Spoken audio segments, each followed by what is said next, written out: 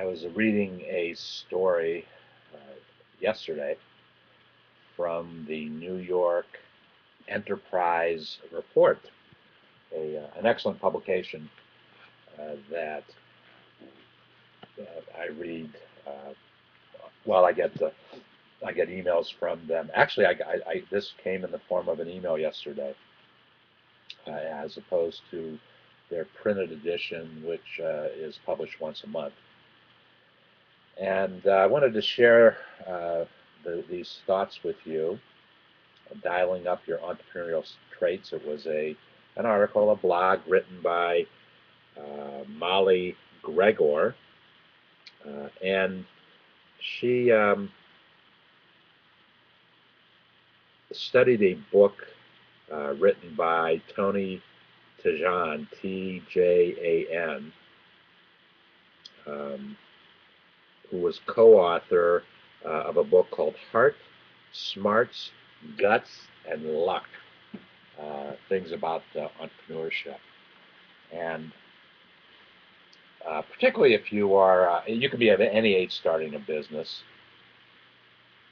no question about that, but if you are over the age of 60, and I know we are developing some YouTubes for folks specifically who are over 60. And in answering question number 2, should I start a business? Question number 2 was presented to me by Marian Banker, MBA and business leadership coach. Marian has a company called PrimeStrategies.com and started a website which got my attention called Our Platinum Years. Our Platinum Years. And so I committed to Marian. I committed to specifically answering some questions for her community that she posed to me. And question number 2 was, what is my personal situation? And without asking a lot of questions, that's a question that to get without getting very specific, that's a question that we could deal with forever. And so to best answer that question, I am going to, I've come up with 3 different subtopics, if you will. Dialing up your entrepreneurial traits, innovation and creativity, and starting a business very quickly.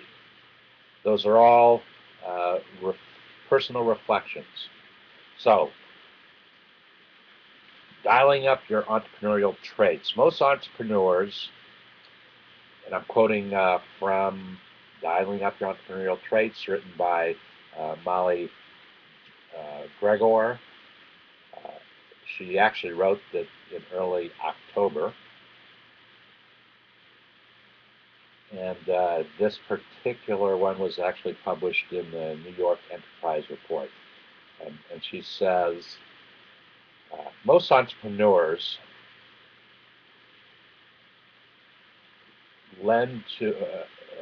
tend to overemphasize the formal business plan at its inception. And we talk about that many times. As you're starting a business, you probably don't need to do a great detailed plan unless you are going outside of your personal resources to start that business. There's no need to spend a lot of time and energy. And as you're starting it, you may become very frustrated if you're spending too much time. But you need to write down what your ideas are. You need to write down where you think you need to go to accomplish those ideas. To that point, I attended a webinar yesterday, and it was really a good webinar. It was mainly targeted to small businesses, but I saw the application to uh, businesses just getting started also, and that's really what caught my attention. And it was produced by a company called HubSpot, HUBSPOT, and they did a really good job. And actually, it's going to continue today. But one of the things that they did was uh, establishing your goals, plans, challenges, and timeline. Those four things. You need to do it as a small business. You need to do it if you're starting a business. Your goal, being very specific. Your plan, how are you going to achieve that goal? Your challenges, what do you think your greatest challenges that you will have to uh, take head on in trying to start your business, and what kind of timeline have you established for yourself? Fortunately or unfortunately, that timeline ties very directly into how many resources, mainly money, are you putting into this new business startup or the growth and development of an existing business. So I'm recommending that you go to HubSpot.com, HUBSPOT.com, and if you search on their site for GPCT, you'll get some really good, a good guideline for you to follow, and you kind of fill in the blanks, and then you will get responses. Uh, I'm sure you're going to get some system-driven responses, but if you take the time to fill that all out, I'm sure somebody from HubSpot is going to call you. But good recommendation. So dialing up the entrepreneur's traits. Here are four traits, the four attributes of successful entrepreneurs, according to Tony to John, co-author of Heart, Smarts, Guts, and Luck. Number one, heart. A heart-dominant person kicks things off with passion and fire. He or she conjures up a great idea, a venture's seed or bulb, and will simply believe that the right things will happen and the bulb will grow. I remember if you go back to the beginning of August, YouTubes that I did in the beginning of August, I actually took a test. Now that I remember, I took a test that measured my own personal heart, smarts, guts, and luck, and I shared those results with you.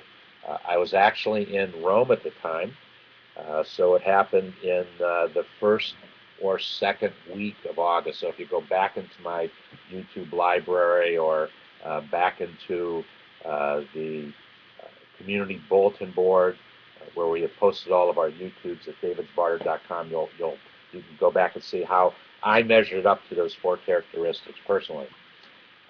Smarts. The smarts dominant individual is best suited to seeing patterns faster than anyone else in providing structure, analysis, and an actionable plan. He or she can be a highly successful business builder. So heart is important. Maybe smarts is a little bit more important as you're starting your business. I have a lot of heart. There's no question about that. That's been clearly demonstrated over the years. The smarts that I gain, I've got some intuitive kinds of attributes, but my smarts have really come about by doing, by moving forward on what my heart tells me to do, and then I'm going to make some good decisions. I'm going to make some bad decisions. And the key to growth and development of any business is making as many good decisions as you possibly can, but learning from the things that have not worked out so well for you. Why did they not work out so well? Did you misread? Did you take the wrong action plan? Is it just unreal what you set up as a goal or an objective? Then guts. Those with guts have the thick skin and fortitude to initiate and try something new, the guts to endure, and the guts to evolve. The guts trait can be divided up into risk takers and risk tolerators. Okay, no question. I have plenty of guts. I'm not afraid to take a risk, whatever that means, whatever taking a risk means, because I'm not so sure necessarily what that means. To me, because I started taking risks in the business world very, very early in my life.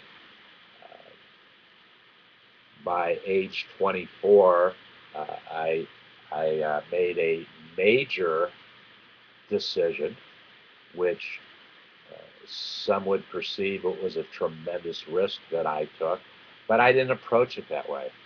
I've approached the risk as a decision that I thought was best for me. So it wasn't a risk. I made it, and I was going to do whatever I needed to do to make it happen and realize whatever my goal and objective was. Luck, number 4. Most entrepreneurs benefit from luck at one time or another in their careers, even though luck appears to be chaotic and unpredictable. Those who seem to be luckier than others tend to be optimistic, intellectually curious, and humble. I would have to say that luck um, has been a very, very important part of my life. Not so much, no, not as much necessarily in the business world, because I think you make things happen. You create the environment where luck plays into the formula, but luck doesn't drive the formula. I indeed have been very, very lucky, and the best examples of my luck have come from medical challenges that I have had, and my ability to be able to work through those challenges and still be around to do the things in business that I wanted to do. And it's the opportunity for a long, long discussion, but luck plays into the formula for sure. I would say don't put a lot of emphasis on luck, because you actually don't know if it's lucky or was supposed to happen or it was going to happen. Uh, don't don't make the excuse that that individual is luckier than I am. That's where people really fall short on the discussion of luck, thinking that the other person has more luck than you do. We create the best environment for ourselves by the decisions that we make.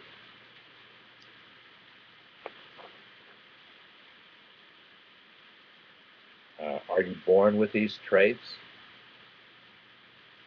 or can you acquire them? A very important question that was asked. Uh,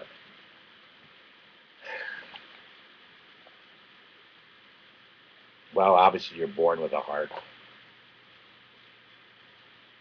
and in time you find out if it's a good heart or a bad heart. I was actually born with a bad heart. I was born with bad parts, and luck, if you will, or medical technology has moved forward tremendously in the last 40 years, and I've been able to have a lot of the bad parts that I was born with fixed. My father was not able to because they didn't have enough knowledge to fix the parts. Actually, know that they're bad, number one, and then have the knowledge on how to fix them. Is that luck? Is that something I'm born into? Well, I was born with the bad parts. I guess it was luckily or intended to happen that medical technology would improve so that I could get the bad stuff fixed. How can you get more gutsy? Just do it. Just have confidence in yourself that what you are doing is the right thing. I think it probably goes back to my 3 Ps of life, my 3 Ps of business. That's passion for what it is that you're doing. That's persistence. You are persistent in what you're doing because it's the right thing to do. So you need to be persistent because you have passion in that. And the third P that is truly lacking in most folks is the patience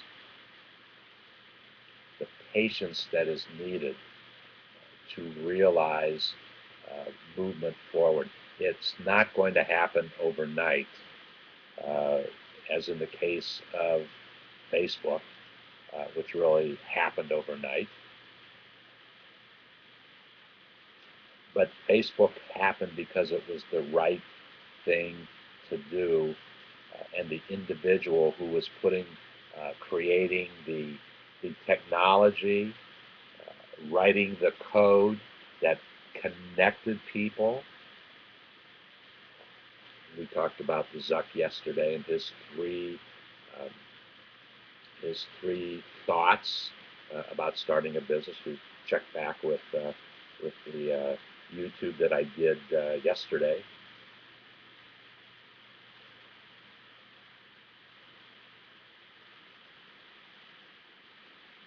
Now is the best time that I have ever seen to start a business in my lifetime.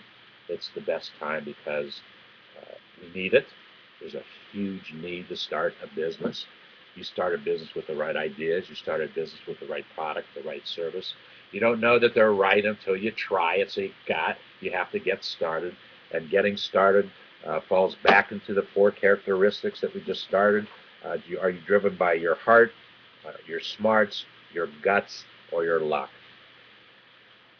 We will continue this discussion with a discussion on innovation versus creativity.